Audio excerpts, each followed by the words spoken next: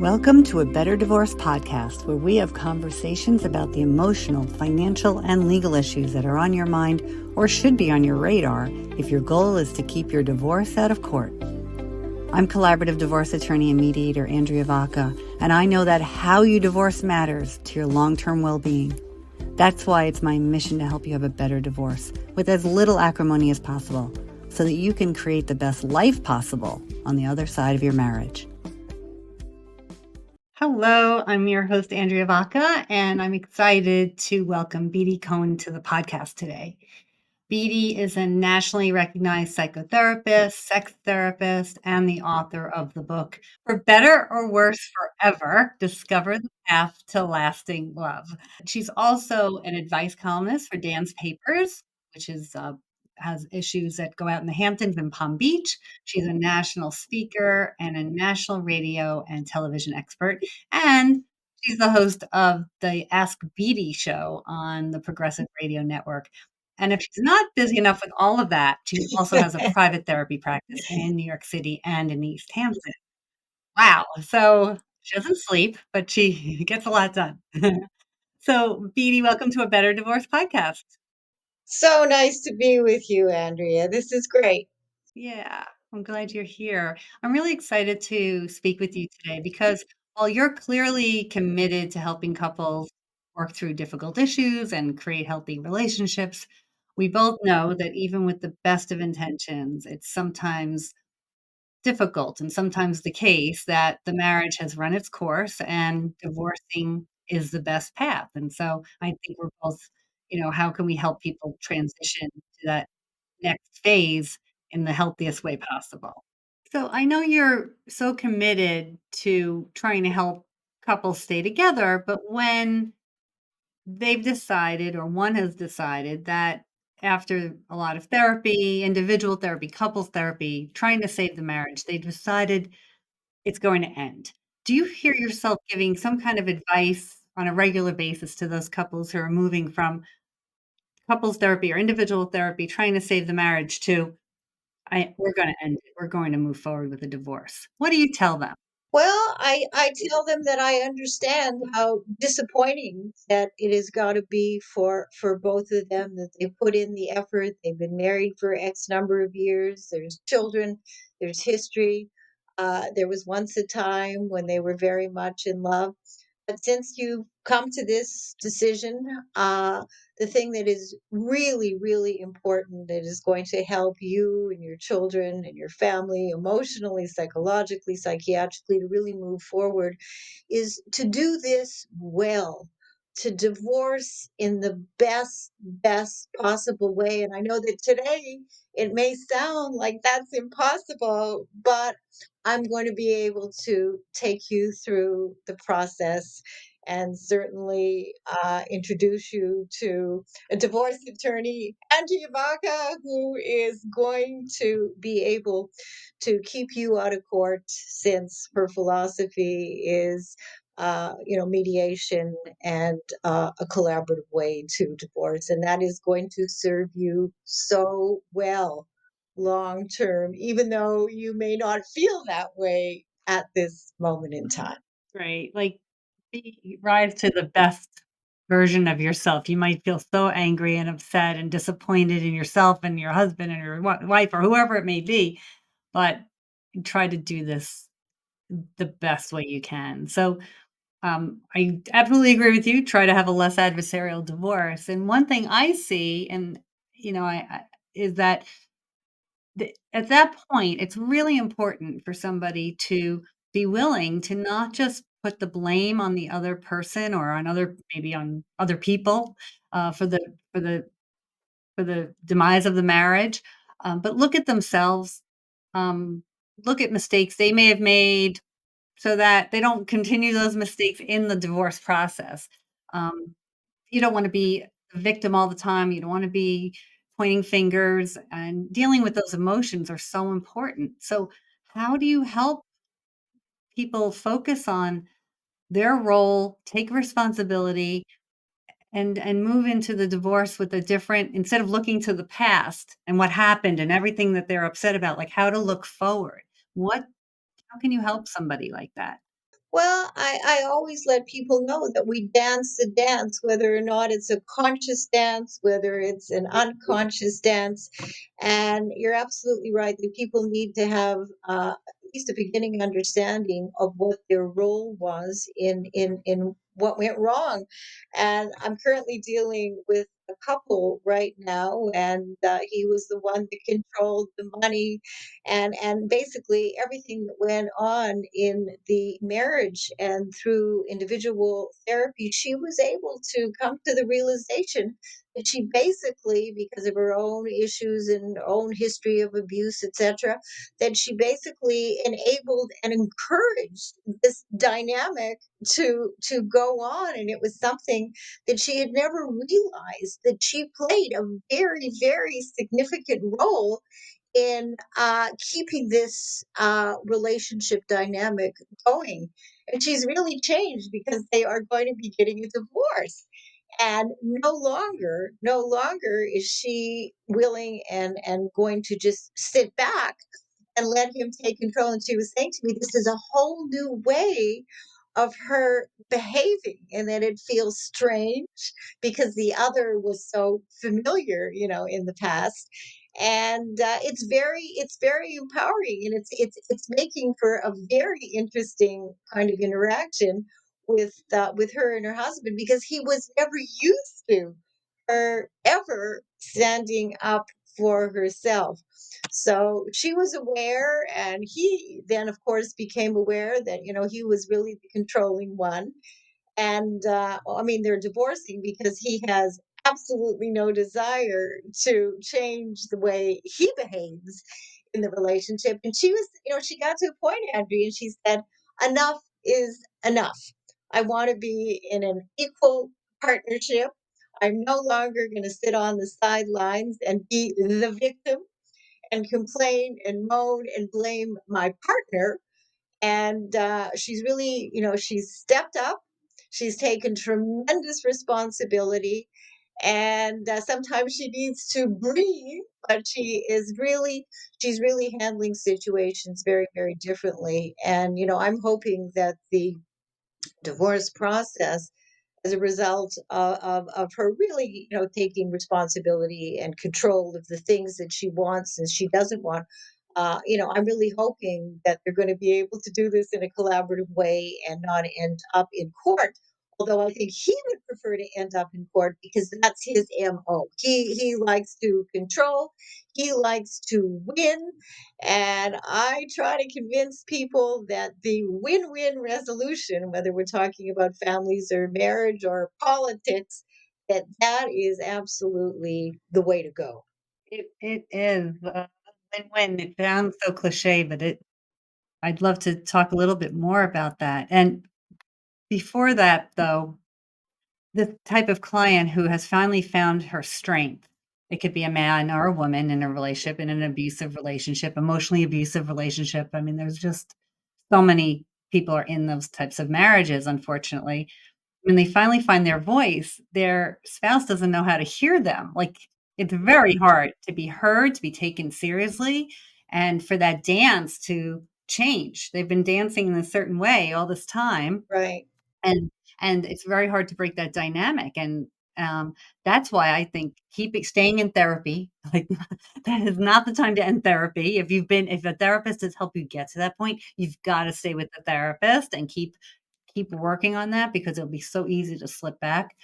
And I feel it's very hard. I've seen it's very hard for that type of uh, client to work in the mediation process, because they need an advocate by their side. And in mediation, they're all on their own, and they can be so easily sucked back into that negative dynamic that they had with their spouse, and lose their power, not feel empowered to say what they need and stand in there in what's important to them. So, um, just keep your support system around you. If that's the Exactly. type of marriage you're leaving, this you need your people. You need your help there.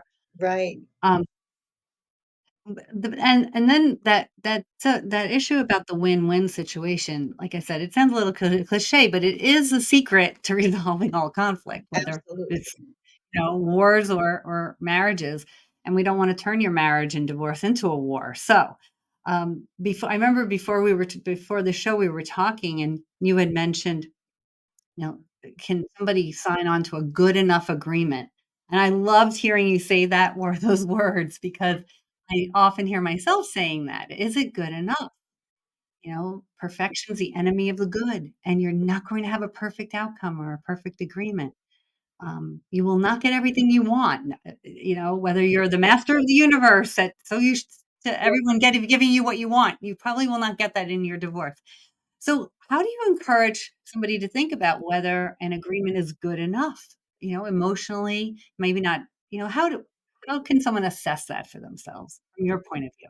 Well, I think that sometimes they're going to need expert consultation, over and above, talking to their therapist, really just to make sure that they are legally protected. I mean, in situations, for example, where somebody discovers that money has been hidden, I mean, there are many, many different situations where the person or persons that they're not really sure if whether or not the agreement or the deal is actually going to be in their best interest, so that they may need to, maybe even consult another lawyer and get a second opinion. I mean, I'm all for second opinions. If you're not sure, whether or not you're not sure whether or not you should be getting certain dental work or you should be, having surgery, a second opinion is really a good thing, because so many people, and I would say most people, are not really clear. And how could they be on the ramifications for opting in to plan A versus plan B?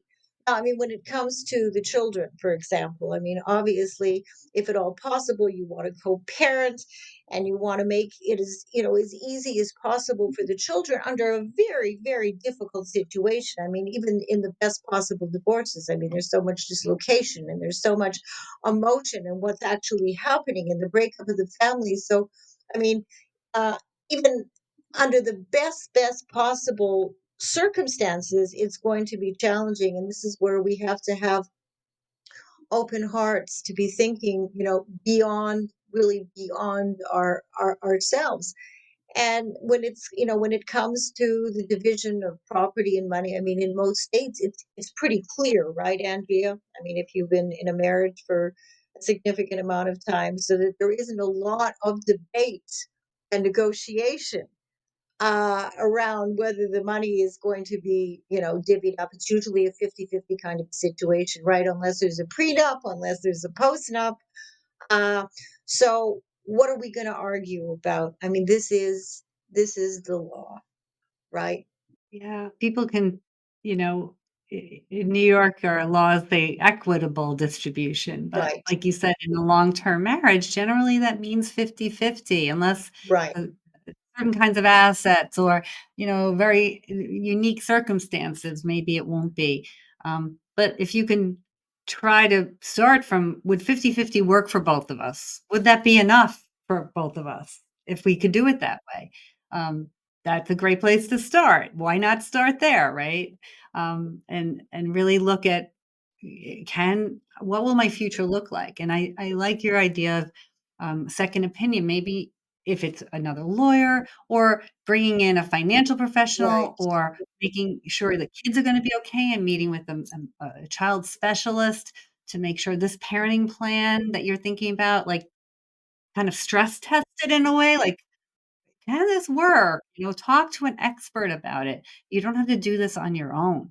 Exactly. I mean, that's one of the things that I say over and over again, whether we're talking about divorce or we're talking about, any kinds of emotional, psychological, psychiatric kinds of issues, that we don't need to navigate life's ups and downs on our own. It is way too hard. And I'm constantly, on my SPD show, trying to encourage people to really give themselves permission to reach out and ask for good professional help, whether we're talking about legal help, whether we're talking about therapy or, medical help. And look, divorce is, as we know, I mean, it's a real crisis in people's lives, even when people get to the point and they say, look, we don't want to continue. It's so difficult on so many different levels. And as you say, the need for a lot of support. If you're lucky, you have family and friends and a good lawyer, and if need be, a therapist to really help you navigate this new journey. And it's tough. I mean, I see a lot of people who are older in their 60s and 70s, and the last thing that they ever could have contemplated was that they were going to be alone. And in these situations, it's typically that the husband has had an affair, although I have to say that women have caught up to men in a lot of ways, as we know, when it comes to extramarital affairs, so that you have that additional hurt, that additional pain and disappointment and anger and betrayal. And these are all feelings that have to be sorted out, and really not in the mediation process. They need to be sorted out, in another venue, so that when you come into the mediation collaborative process, that you're able to have a more rational perspective on how we are going to move forward, even though we're in a lot of pain and there may be a lot of anger and scare and fear. And again, this is where, I mean, somebody like you can help the people to navigate this bumpy road in the best possible way. I call it divorcing while human. Yes, You yes, are you're going to feel all these emotions, and it's right you rightfully should. This is a very hard decision to come to. Everything that's happened that brought you here, um, are normal emotions that you're going to feel. The anger, the resentment, the fear of the future, the fear, you must manage them though, or they will hijack your ability to make good decisions about the parenting, good decisions about the finances, good decisions about whether you want to stay in your home or you're willing to sell your home. I mean, there's so many decisions you have to make now that you've been putting off for years or decades. right, You need to be in the best possible place that you can be. exactly, And so, working with a therapist, if you like I said, if you're in therapist, stay there. If you need a therapist, find one or coach or somebody that will help you hold your hand, look at yourself, and help you find your strength to move forward. right. This is And I not think ideally too, if you can, to be able to do it with your spouse, if at all possible, if you feel safe, as well as individually, because sometimes, I'll be seeing people individually and it was like, oh wow, I wasn't really thinking about that when my partner was, or my spouse was, in the session with us. So we then go back, because I work with couples when I'm trying to do marital therapy in a variety of different combinations. So I see the people together. I also see the people individually, so that a kind of it's a very systemic way of working. So the individual sessions may yield a very different kind of perspective on how I want to perceive what I want, what I don't want. So there's that extra little bit of help that you can then bring in to the couple session with some new revelations, which can be yeah. very helpful. You need to have your own space for, those, thoughts and feelings to come up. I love when I have clients that have been in therapy, the couples therapy, and then they decide to divorce, and they love their therapist, and they stay, and they shift it to, like, kind of divorce counseling, Right, and, I think those clients have great outcomes because they have this person that they trust, and they can go back when things are getting a little sticky. Maybe they'll help them think about the parenting plan, right, things that you don't really need a lawyer for, 'cause exactly, calling me is very expensive to talk about emotional concerns. right. Um, so do you help clients like that? Like, shift from couples therapy to divorce counseling, and you keep working with them? Absolutely. And what's interesting, usually, I mean, I have to say, very, very, very few divorces in my practice over a 35-year period. I mean, it's true. And the Congratulations. couple of divorces that have actually happened, they really did need to happen. And very, very often, both parties will keep in touch and they will either continue in individual therapy. Because, look, Andy, as you and I have talked about, I mean, we're talking about an almost 50% divorce rate for marriages, a 67% divorce rate for second, and a 71 to 72% divorce rate for three marriages. So people need to figure out, like, what is it that's really going on here, so that we're not going to be repeating history, not in terms of who we're choosing, what my role was in what went wrong in marriage number one, in marriage number two, and number. So there's a lot that really needs to be looked at, during a divorce process and also post divorce. You're lonely, you're vulnerable, you want somebody, you want to be in love, you're scared, and it's very, very easy to go down a very similar path as you've done previously that turns out to not be in your best interest. I was reading one of your advice columns, I believe. I think it was in Dan's papers, and you talked about a client who was in a very emotionally abusive relationship for years. On paper, on to the outside world, everything looked wonderful, but she was really in a bad relationship. And she finally found the strength to leave Hmm. and negotiated a great agreement for herself. Right. And then she met some guy on the beach and was Yes. buying him a Yes. condo. I mean, Yes. like Yes. immediately Yes. went back. Do you know what I'm talking about? Do you know I this column? actually I do, which is why people need to read my book. For better, for worse, forever, discover the path to lasting love. I mean, I did research with 450 people, and I came up with a 10-step formula.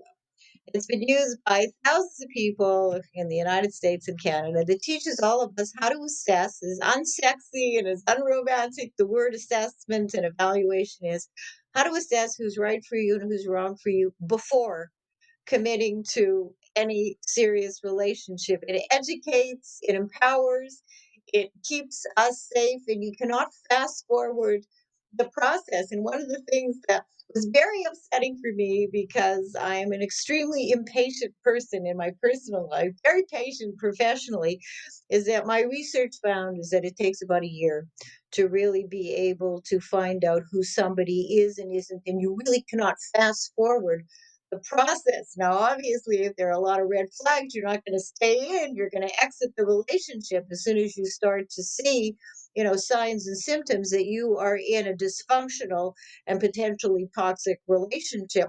But we need to be willing. We need to be willing to do some work. And I mean, I've identified three things that we all need to do. And when I give keynotes, Andrea, I'll say it's only three things that you need to do to never make a mistake in love again.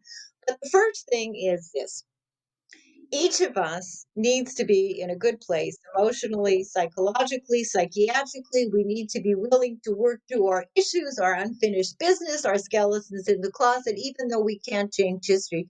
And as I used to say to my daughter Jordana, the relationship needs to be the icing on the cake, and we need to be the cake. And we need to do the work. Now, do people want to do this work? Absolutely not. But that is the first thing that we all need to do. Second thing is that there's a learning curve here, and people need to be willing to learn the real ingredients that go into a successful and happy relationship. And there's a lack of clarity. And again, to do that sort of work, to do that due diligence, people for the most part are not interested in doing it. And the formula, I mean, before I did this work, I would meet somebody, anybody, and I would say, "Well, I've met a lovely person." I would never, ever, ever say, "I've met a lovely person." The best I could say, and the best I'm trying to really convince people who are listening to this podcast, my listeners, people who view me on television, the best we can say is that I've met somebody who appears to be lovely and honest and wonderful and terrific, and you've got to play out the points of the match. I'm a former tennis champion, and we need to go through that assessment process. And in about a year, you're going to know whether or not person is lovely and honest and wonderful and terrific. And again, the perfect person, the perfect agreement, it doesn't exist. So this is where, at the end of my book, I have three questions when people are going through this assessment: what I want and need in a long-term relationship or marriage, what I don't want and need, and then describe the reality, the real reality, using the formula of my relationship and my situation. And then I ask people to look at what is compromisable. I mean, there's certain things that we absolutely must never compromise on under any circumstances. For example, emotional communication and problem solving and emotional intimacy. I mean, there are things that just or talk, if somebody has substance abuse problems and doesn't want to get any help, or people have psychiatric issues and they're not interested in doing anything about, so that we have to be a little bit rational when it comes to our choices. And also, if it ends up in a situation where people are ending their marriages, we need some rationality and we need a lot of support, again, in encouraging and motivating people to live their lives in ways that are truly in their best interest. And it's a challenge. It's a challenge. It is a challenge, and it's if you were in that relationship where you hadn't read Beatty's book, didn't really, maybe made an didn't assess properly, alright, it happens. But, standing up for what you need now in the divorce or in as a co-parent or as an individual, like, you can start using those same questions Yes. for, "How do I want my future to look like, and who will I let into my life, and who am going to influence me?" So Right. I think it's a great question regardless. Right. And I have this sort of little, phrase, lessons to be learned. What have we learned? What have we learned? What have we learned from the marriage? What have we learned about ourselves? What have we learned about partnerships? What have we learned about relationships? And what can we learn, and what are we willing to learn about how to divorce well, how to do it well? There's so many people out there that can help you divorce well. You need to figure out what you need and ask for help. You know, don't be afraid, like we've talked about, don't be afraid to do this on your own.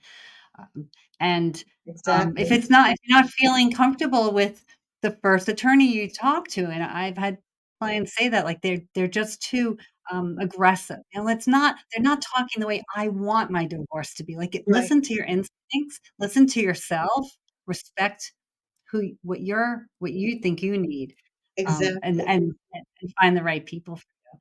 So, thank you so much, Beatty. So, I think this has been really wonderful. I'm so glad we got to talk, and, I always end the podcast with a question for my guests, which is, can you tell us what your one better divorce tip would be?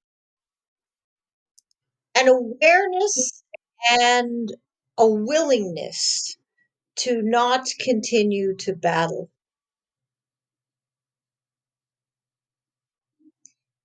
I mean, Be aware. when you think about it too, Andrea, I mean, you're going to have, especially if you have children, a relationship with your former spouse forevermore. There are going to be graduations, there are going to be weddings.